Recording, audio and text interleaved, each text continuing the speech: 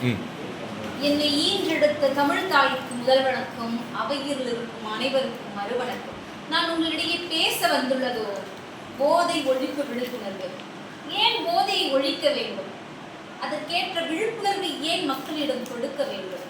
அதனால் ஏற்படும் தீமைகள் என்னவோ அவற்றை பற்றியே உங்களிடம் பேச வந்துள்ளேன். போதை ஒரு மனிதனின் மூளையை மழுக்க செய்கிறது. அவன் செய்வதறியாமல், என்ன செய்வதென்று அறியாமல் தீமைகளை செய்து கொண்டிருக்கிறான்.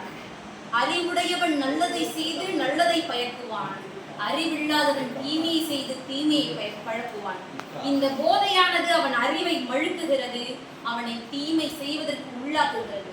இந்த போதை பழக்கத்தினால் பல குடும்பங்கள் தத்தளிக்கின்றன. இந்த அற்ப போதை சுகத்திற்காக பல குடும்பங்கள் வறுமையில் வாடிக்கொண்டிருக்கின்றன.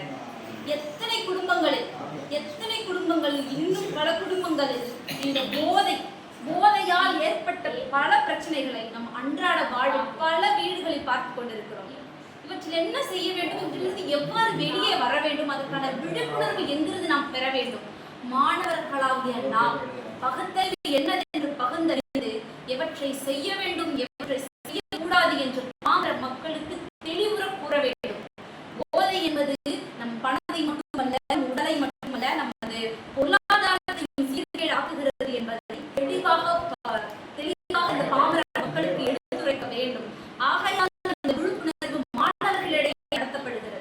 நம் வீடுகளில் போய் சொல்ல வேண்டும், அப்பா நீங்கள் வீட்டில் இவ்வளவு பிரச்சனைகள் வருகிறது, பொருளாதார நிலை நேர்கேடு, அதுவும் இல்லாமல் உங்கள் உடல்நல குறைவு ஏற்படுகிறது, குடும்பத்தின் அமைதியை குலைந்து விடுகிறது.